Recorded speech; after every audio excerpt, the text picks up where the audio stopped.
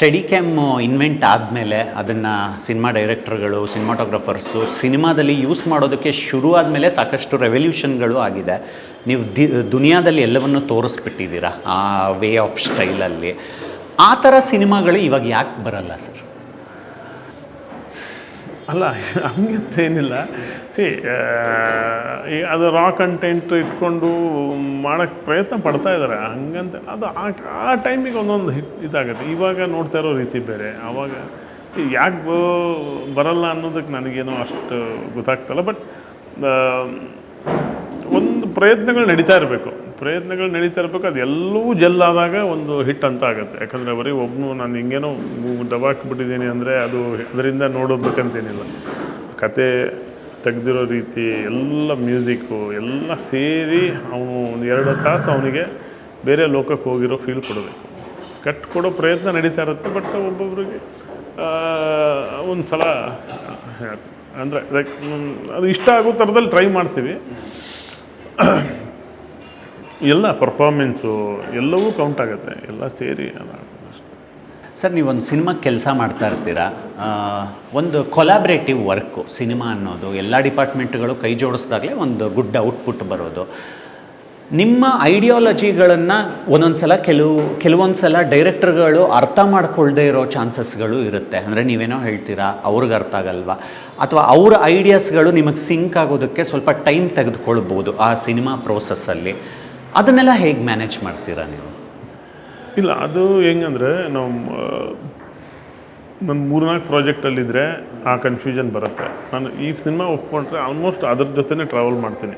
So ಒಂದು time ಒಂದೇ cinema ಅದ್ರ ಮೇಲೆ ಇದು ಮಾಡ್ತೀನಿ. ಸೊ ಕತೆ ಕೇಳಿ ಡಿಸ್ಕಸ್ ಮಾಡಿ ಲೊಕೇಶನ್ ನೋಡಿ ಅದು ಹಿಂಗೆ ಎಲ್ಲ ಆಗೋದ್ರಿಂದ ಅಷ್ಟು ಮಿಸ್ಅಂಡರ್ಸ್ಟ್ಯಾಂಡಿಂಗ್ ಬರೋಕ್ಕೆ ಆಗಲ್ಲ. ಯಾಕಂದರೆ ಅವು ಹೇಳ್ತೀನಿ ನೋಡಿ, ಇದು ಹಿಂಗೆ ಮಾಡ್ತಾಯಿದ್ದೆ, ಹಿಂಗೆ ಮಾಡ್ಬೋದು, ಇದು ಮಾಡ್ಬೋದು, ಈ ಥರದ್ದೆಲ್ಲ.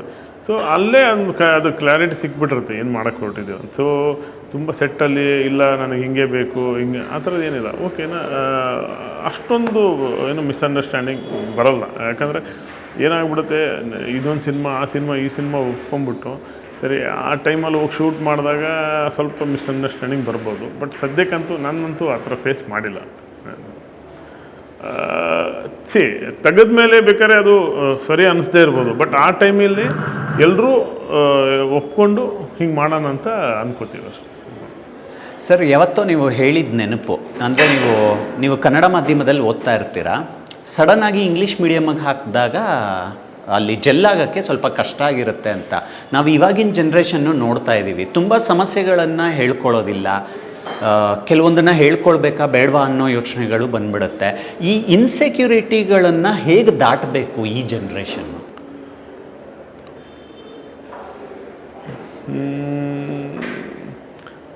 ಆ ಥರ ಏನಿಲ್ಲ. ಹಿಂಗೆ ಪ್ರಿಪೇರ್ ಆಗಿ ಅವನು ಕಾನ್ಫಿಡೆಂಟಾಗಿ ಒಂದು ಪ್ರೆಸೆಂಟೇಷನು. ಸೊ ಆ ಪ್ರೆಸೆಂಟೇಷನಲ್ಲೇ ಅವನಿಗೆ ಗೊತ್ತಾಗ್ಬಿಡುತ್ತೆ ನಾನು ಎಷ್ಟು ಕಾನ್ಫಿಡೆಂಟ್ ಆಗಿದೆ ಅಂತ ಹೇಳ್ಬಿಟ್ಟು ಅಲ್ವಾ. ಸೊ ಅದನ್ನು ಅವನು ಡೆವಲಪ್ ಅಂದರೆ ಅವನು ರೆಡಿ ಆಗಬೇಕಷ್ಟೇ. ನಾನು ಏನೋ ಲೈನ್ ಹೇಳ್ತೀನಿ, ಅದು ಇಷ್ಟ ಆಗುತ್ತೋ ಇಷ್ಟ ಆಗಲ್ವೋ ಅನ್ನೋದಕ್ಕಿಂತ ನಾನು ಹೇಳೋ ಲೈನ್ ಖಂಡಿತ ಇಷ್ಟ ಆಗೋ ಥರ ಮಾಡ್ತೀನಿ ಅಂತ ಅವನು ಪ್ರಿಪೇರಾಗಿ ಬಂದರೆ ಅವ್ನು ಹೇಳೋ ಇದರಲ್ಲೇ ಉಳಿದವ್ರು ಕನ್ವಿನ್ಸ್ ಆಗಿಬಿಡ್ತಾರೆ, ಹೌದು ಇವನು ಮಾಡ್ತಾನೆ ಅಂತ ಹೇಳ್ಬಿಟ್ಟು. ಸೊ ಈ ಥರದನ್ನ ಅಡಾಪ್ಟ್ ಮಾಡಿಕೊಂಡಾಗ ಅವನ ಧೈರ್ಯ ಅಂದರೆ ಲೈಕ್ ಆ ಥರ ಒಂದು ಮೈಂಡ್ಸೆಟ್ ರೆಡಿ ಆಗಬೇಕು ಅಷ್ಟೇ, ನನಗೆ ಅನಿಸಿದ್ದಷ್ಟೇ. ಹೌದು ಸರ್, ಹೌದು. ನಿಮ್ಮ ಹತ್ರ ಕೆಲಸ ಮಾಡೋಕ್ಕೆ ಬರೋ ಹುಡುಗರು ಸರ್, ಕೆಲಸ ಕಲಿಬೇಕು ಅಂತ ಉತ್ಸಾಹದಲ್ಲಿರೋ ಹುಡುಗರು, ಒಂದಷ್ಟು ಟೆಕ್ನಿಷಿಯನ್ಗಳಲ್ಲಿ ನೀವು ಏನನ್ನು ಬಯಸ್ತೀರಾ?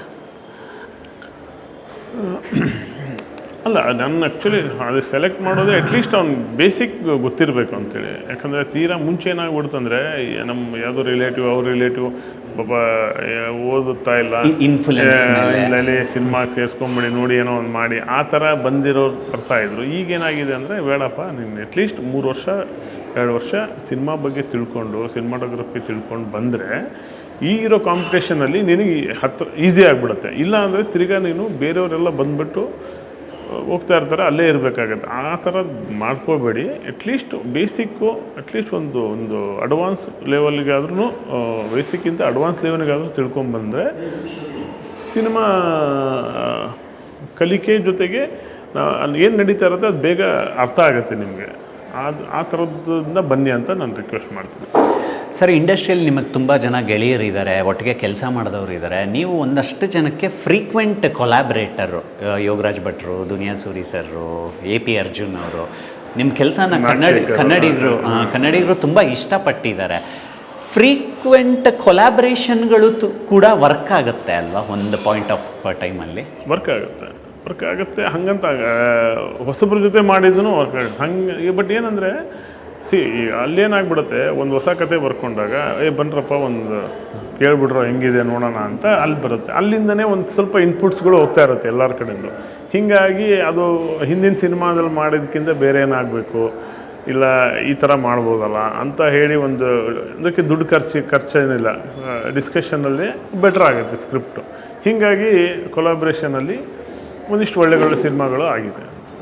ನೀವು ಮತ್ತು ಸೂರಿ ಅವರು ಮಾಡಿದಂಥ ಸಿನಿಮಾಗಳು ಒಂದು ಕಲ್ಟ್ ಸ್ಟೇಟಸ್ ಇರೋ ಸಿನಿಮಾಗಳು. ಒಂದೊಂದು ಸಲ ಅನಿಸುತ್ತಾ ಸರ್, ಸೂರಿ ಸರ್ರು ಇನ್ನೂ ಬೇಗ ಸಿನಿಮಾ ಮಾಡಬೇಕು, ಅಥವಾ ಒಟ್ಟಿಗೆ ಸಿನಿಮಾ ಮಾಡೋ ಪ್ಲ್ಯಾನ್ ಏನಾದರೂ ಇದೆಯಾ? ಪ್ಲ್ಯಾನ್ ಇದೆ ನಡೀತಾ ಇದೆ. ಬಟ್ ಅದೇ ಅವರು ಬೇಗ ಸಿನಿಮಾ ಮಾಡಲ್ಲ, ಅದೇ ಪ್ರಾಬ್ಲಮ್. ಹೀಗಾಗಿ ಟೈಮ್ ತೊಗೊಳ್ತಾ ಇದ್ದಾರೆ. ಹಿಂಗೆ ಸಿಗ್ತಾ ಇರ್ತೀವಿ, ಬಟ್ ಅದೇ ಡಿಸ್ಕಷನ್ನಲ್ಲಿದೆ ಹೊರತು ಮುಂದೆ ಅದು ಆಗುತ್ತೆ. ಸಿನಿಮಾಗಳು ಸರ್, ಸಿನಿಮಾಗಳ ವಿಚಾರವಾಗಿ ಮಾತನಾಡುವಾಗ ಇಂಡಸ್ಟ್ರಿಯಲ್ಲಿ ಒಂದು ಕಾಮನ್ ಮಾತು ಬರುತ್ತೆ, ಸ್ಟಾರ್ ನಟರು ವರ್ಷಕ್ಕೊಂದು ಸಿನಿಮಾ ಮಾಡಬೇಕು ಅಂತ. ಅದೇ ಮ್ಯಾಟರ್ ಇವಾಗಲೂ ಬಂತು. ಅಂದರೆ ಕೆಲವೊಂದು ಪ್ರೋಸೆಸ್ಗಳು ಟೈಮ್ ತೆಗೆದುಕೊಳ್ಳುತ್ತೆ, ಕೆಲವು ಕ್ರಿಯೇಟರ್ಸು ಟೈಮ್ ತೆಗೆದುಕೊಳ್ತಾರೆ ಪ್ರೀ ಪ್ರೊಡಕ್ಷನಿಂದ ಸಿನಿಮಾ ಶೂಟಿಂಗ್ ಹಂತಕ್ಕೆ ಬರೋವರೆಗೂ ಕೂಡ. ಈ ಟೈಮ್ ಪೀರಿಯಡ್ ಜಂಜಾಟಗಳ ಬಗ್ಗೆ ಏನು ಯೋಚನೆ ಮಾಡ್ತಾರೆ ಸತ್ಯ ಹೆಗ್ಡೆ ಅವರು?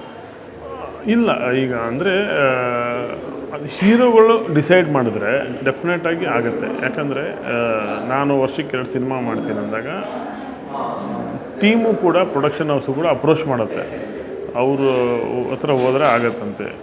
ಬಟ್ ಬೇರೆ ಏನಾಗಿ ಶುರು ಮಾಡಿದ್ಮೇಲೆ 2 ವರ್ಷ ಆದ ತಕ್ಷಣ ಅದು ಸೊ ಎಲ್ಲರೂ ಇಲ್ಲ ನಾನು ವರ್ಷಕ್ಕೆ 2 ಸಿನಿಮಾ ಅನೌನ್ಸ್ ಮಾಡ್ತಾ ಅಂತಾರೆ, ನನಗೆ ಸುಮ್ಮನೆ ನನ್ನ ಇದು.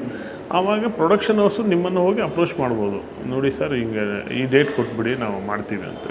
ಸೊ ಅವು ಶೂಟಿಂಗ್ ನಡೀತಾ ಇದೆ, ಬೇರೆ ಈ ಟೈಮಲ್ಲಿ ಅವರು ಪ್ರಿಪೇರ್ ಆಗ್ತಾ ಇರ್ತಾರೆ. ನಮ್ಮಲ್ಲಿ ಏನೋ ಕತೆ ಆಮೇಲೆ ನಾವು ಹೋಗಿ ಅಪ್ರೋಚ್ ಮಾಡ್ತೀವಿ, ಅದಾಗಿ ಇಲ್ಲ 1 ವರ್ಷ ಆದಮೇಲೆ ಅಥವಾ 6 ತಿಂಗಳ. ಹೀಗಾಗಿ ಸೊ ಒಂದು ಅನೌನ್ಸ್ಮೆಂಟ್ ಆಗಿಬಿಟ್ರೆ ಪ್ರೊಡಕ್ಷನ್ ಅವರು, ಡೈರೆಕ್ಟ್ರುಗಳು ಪ್ರಿಪೇರ್ ಆಗ್ತಾರೆ. ಓಕೆ, ಅವರು ಎಲ್ಲರೂ ಮೈಂಡ್ಸೆಟ್ ಪ್ರಿಪೇರ್, ಓಕೆ 6 ಮಂತಲ್ಲೇ ಅವ್ರನ್ನ ಇಟ್ಕೊಂಡು ನಾವು ಏನು ಸಿನಿಮಾ ಮಾಡ್ಬೋದು, ಹೆಂಗೆ ಮಾಡ್ಬೋದು, ನಾವೆಷ್ಟು ಪ್ರಿಪೇರ್ ಆಗಬೇಕು. ಸೊ ಈ ವರ್ಷ ಆಗಿಲ್ಲ ಅಂದರೆ ಮುಂದಿನ ವರ್ಷ ಆ ಡೇಟಿಂದ ನಾವು 6 ಮಂತ್ಸಲ್ಲಿ ಹೆಂಗೆ ಪ್ಲ್ಯಾನ್ ಮಾಡ್ಬೋದು, ಇದು ಮಾಡುವಂಥದ್ದು ಕೆಲಸ. ಬಟ್ ಅದೇ ಒಬ್ಬೊಬ್ಬರು ಅನೌನ್ಸ್ ಮಾಡಬೇಕಷ್ಟೇ, ನಾನು ಹೀಗೆ ಈ ವರ್ಷಕ್ಕೆ 2 ಸಿನಿಮಾನೋ ಅಥವಾ 1 ಸಿನಿಮಾನೋ ವಾಟ್ ಎವರ್ ಅದೇನು ಅಂದ್ಕೊಂಡು.